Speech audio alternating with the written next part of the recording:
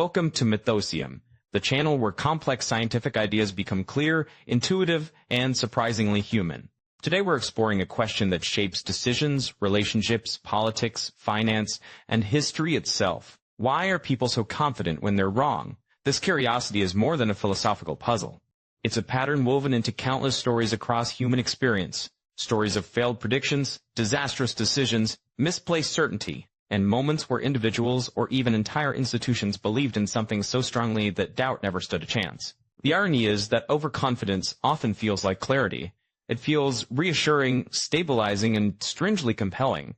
And yet, behind this confidence often hides incomplete information, misunderstandings, cognitive shortcuts, and limits in the brain's ability to process complexity.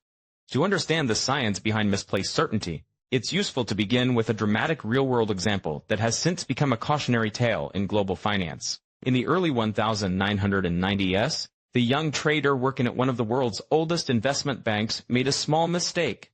Just a few dozen futures contracts executed incorrectly. It wasn't unusual for traders to make occasional errors, and banks often maintained designated accounts to temporarily store discrepancies. But instead of acknowledging the mistake and documenting it, the trader quietly concealed it. When the oversight went unnoticed by the bank's management, misplaced confidence began to grow. If a small error could be hidden without consequences, why not correct it with a lucky trade? If the market cooperated, everything could be fixed quietly. But the market did not cooperate. Losses increased, requiring even riskier trades to recover them. Each failed attempt pushed the trader deeper into a spiral of confidence and denial. By the time the true scale of the losses was discovered, the damage was catastrophic. What began as a $40,000 mistake escalated to more than $1 billion, far beyond what the bank could absorb. One of the world's oldest and most respected financial institutions collapsed. This collapse wasn't driven by malice so much as it was driven by a psychological phenomenon seen in people everywhere: the steady, sometimes invisible drift from uncertainty into unwarranted confidence. Overconfidence isn't merely an attitude. It's a cognitive bias deeply rooted in human psychology.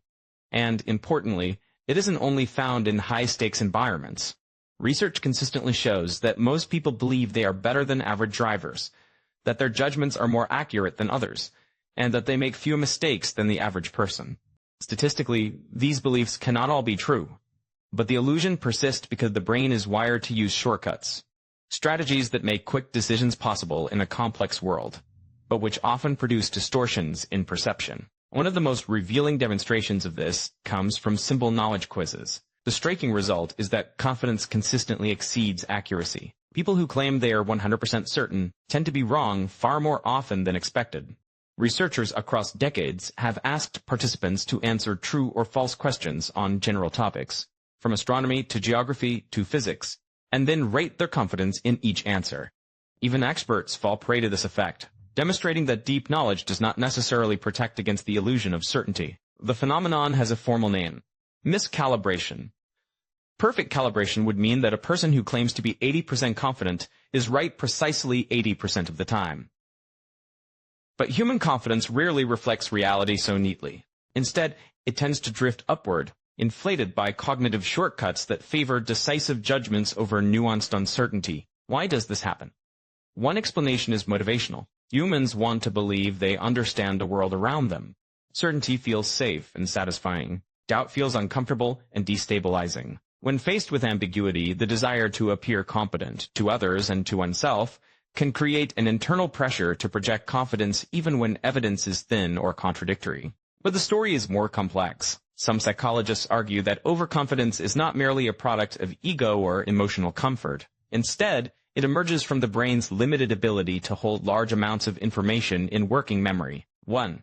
When evaluating a difficult question, whether about science, economics, relationships, or future events, the brain must sift through data, memories, assumptions, and possible interpretations. Holding all that information simultaneously is challenging, so the mind often substitutes a simpler, more accessible question point. 1. Rather than evaluating the true complexity of a situation, it may unconsciously ask, does this feel familiar? Or do I have an intuitive sense of the answer? This shortcut replaces a hard question with an easier one, producing a confident answer that may or may not be informed by the underlying facts. This cognitive substitution explains why people so readily trust instinctive judgments, even when they lack expertise. Another factor is the nature of feedback. In environments where feedback is clear and immediate, like learning to play a musical instrument or playing a well-defined strategy game, confidence tends to align more closely with accuracy. Mistakes are obvious and informative. They correct the mind's internal model, but the world is full of noisy environments where feedback is delayed, ambiguous, or incomplete. Political predictions, financial forecasts, and long-term planning all lack precise feedback loops. In these domains, mistakes may not be apparent until years later, or may be obscured by random events and unpredictable variations. Without clear feedback, the brain struggles to accurately update its level of confidence. This leads to misplaced certainty even in experienced professionals. Examples of this dynamic appear throughout history. Engineering teams responsible for major aerospace projects have sometimes misjudged risks because the available information was scattered across different departments, poorly integrated, or framed in inconsistent ways. When managers must make decisions under time pressure with incomplete information, they may rely on their own confidence rather than the messy reality of the data. This mismatch has contributed to several high-profile technological failures, where crucial warnings were lost in a sea of noise. Cognitive scientists also highlight the role of memory. Short-term memory can handle only a small number of separate pieces of information at once. When analyzing a complex problem, this limitation forces the brain to compress or simplify information.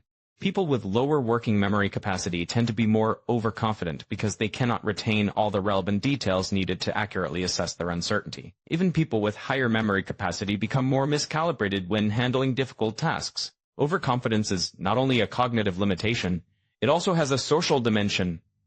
Humans instinctively respond to confidence as a signal of competence. In groups, the person who speaks with more certainty is more likely to be trusted, followed, or selected as a leader, regardless of their actual expertise.